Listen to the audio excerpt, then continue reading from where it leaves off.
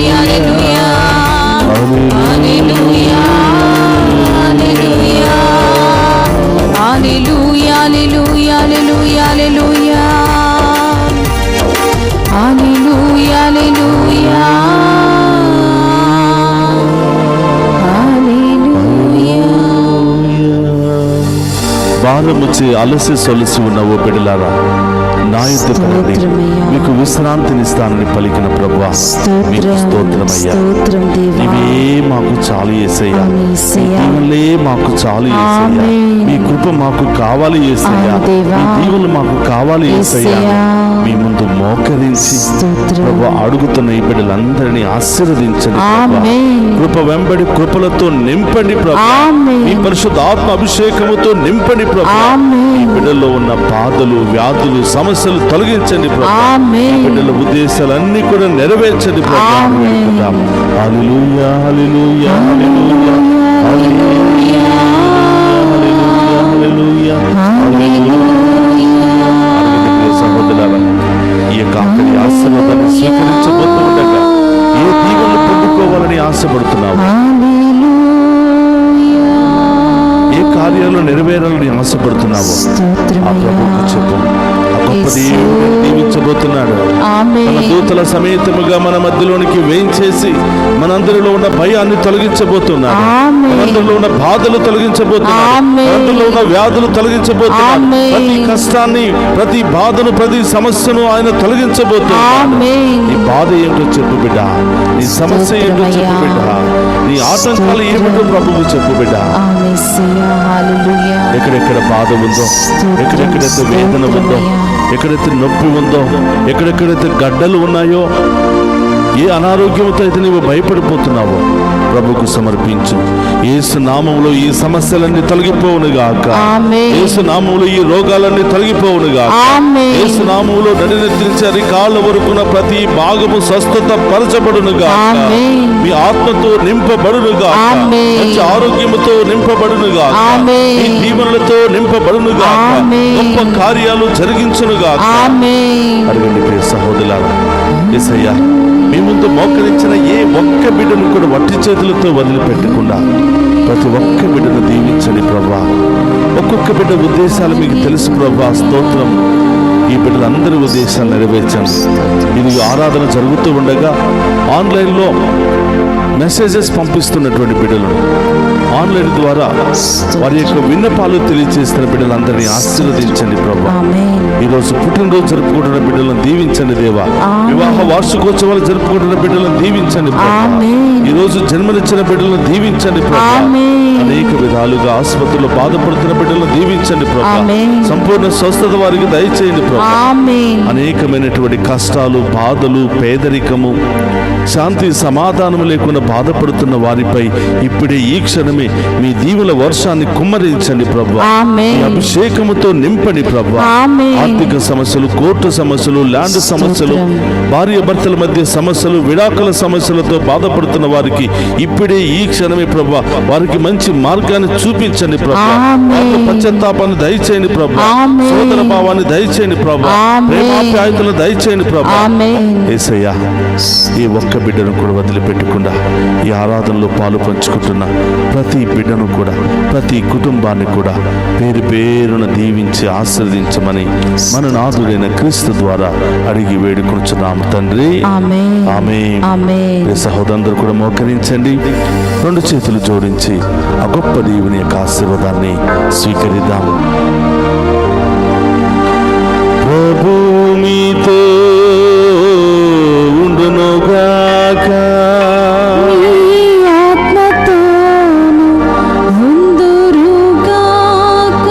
సర్వశక్తి గల సర్వేశ్వరుడు పితా పుత్ర పవిత్రాత్మ మనందరినీ శాంతితోను సమాధానముతోను ఆయుధారోగ్యాలతోను సదా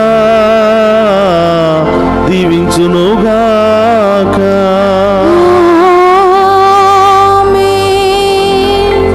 నీవే మాకు చాలును యేసు, నీవే నాకు చాలును యేసు, నీవే నాకు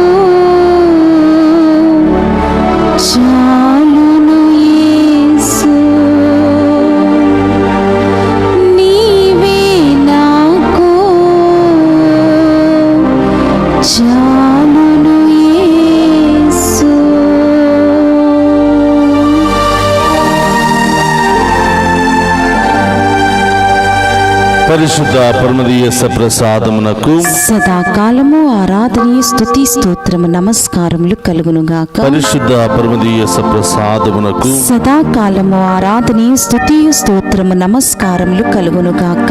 పరిశుద్ధ పరమదీయ ప్రసాదమునకు సదాకాలము ఆరాధనీయ స్తుతి స్తోత్రము నమస్కారములు కలుగునుగాక. పితా పుత్ర పరిశుద్ధ ఆత్మ దేవుడు మనందరిని దీవించి కాచి కాపాడునుగాక. ఆమేన్.